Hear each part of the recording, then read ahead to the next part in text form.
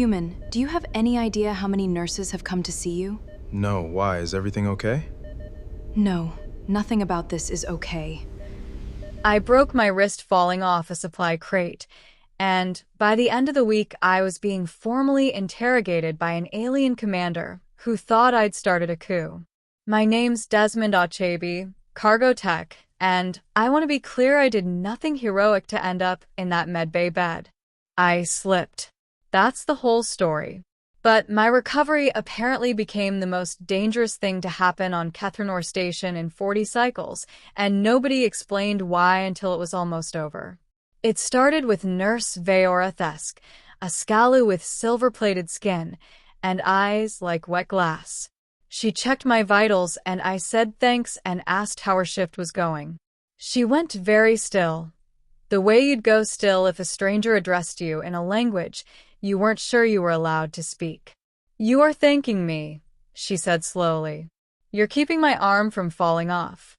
Seems polite." She left without answering.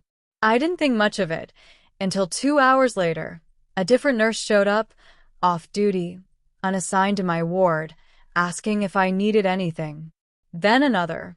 By the end of the day, 6 nurses from 3 different species had checked in on me, none of them scheduled, none of them explaining why. Veora started keeping a log. She brought it to Dr. Plen Ashari, the station's medical scientist, a Corvassi with 4 eyes and 0 patients for coincidence. 14 visits in 1 cycle, Veora said. All unscheduled. All to the same patient. Plen ran a full scan on me, blood, breath, skin oils, the works, and came back with nothing. No pheromonal anomalies. No neural broadcast signature. No chemical influence of any kind.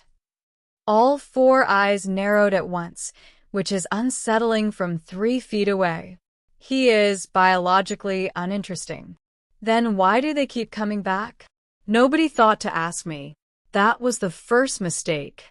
They asked everyone in the building except the patient. By the 3rd day, it wasn't just nurses.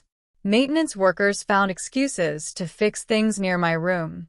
A supply officer rerouted extra rations my way. Someone left a hand-carved trinket on my nightstand with no note attached. I figured it was station hospitality. Turns out Kethenor doesn't have station hospitality. It has a rigid caste system, and service staff are barely acknowledged by the people they serve, let alone thanked. Plen ran a 2nd scan, then a 3rd, certain she'd missed something. She tested the water, the blanket fabric, even the crate I'd fallen off, in case it had been coated in something. Nothing.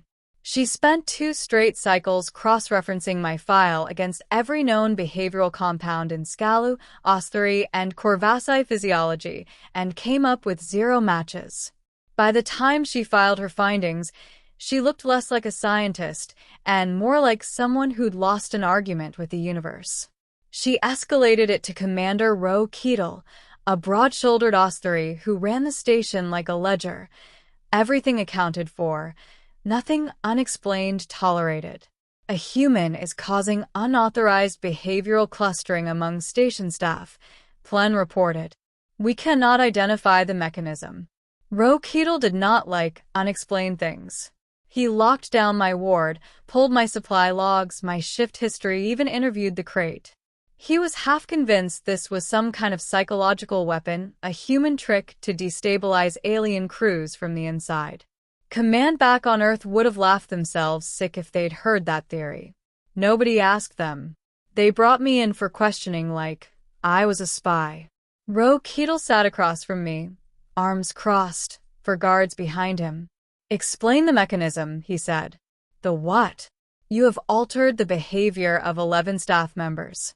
Explain the technique." I dropped a crate on my own wrist, Commander. "I'm not running a Black Ops program from a hospital bed." He didn't blink. "Osthery, I would learn. Do not find sarcasm funny under interrogation lighting." He slid a data pad across the table, listing every visit, every name, every unscheduled minute logged against me like evidence at a trial. I actually laughed, which was clearly the wrong move because his jaw tightened. Look, man, I didn't do anything. I said thank you. I asked people's names. Asked Veora how her day was going. Silence. A long one. You asked her name, Ro Keatle repeated, like the words didn't fit together in his mouth. Yeah. Veora. It's on her badge. He looked at Plen. Plen looked at Veora, still standing quietly by the door. Nobody had actually asked her to speak yet. Has any patient ever asked your name before? Plen asked her. Veora was quiet for a moment. No, she said. Patients do not usually notice us at all. We are furniture that moves. And there it was, laid out plain as day, and it had taken 3 ranks of alien authority a full lockdown investigation to find it. Nobody had ever just been decent to these people. Not maliciously ignored, genuinely unseen, generation after generation, treated as background noise in their own hospital. I hadn't hacked anyone's brain. I'd said thank you and meant it, and asked a woman how her day was, because on Earth that's what you do when someone's fixing your busted wrist. Turns out that's rarer here than warp travel. Ro Keatle didn't say much after that. He sat a long moment, arms uncrossed now, looking somewhere past me. Then he stood, straightened his uniform, and walked out without another word about weapons or mechanisms. The lockdown ended within the hour. No official report was ever filed, I checked. Just a quiet line buried in the station log. Anomaly resolved. No further action required. 3 days later, I was cleared for duty.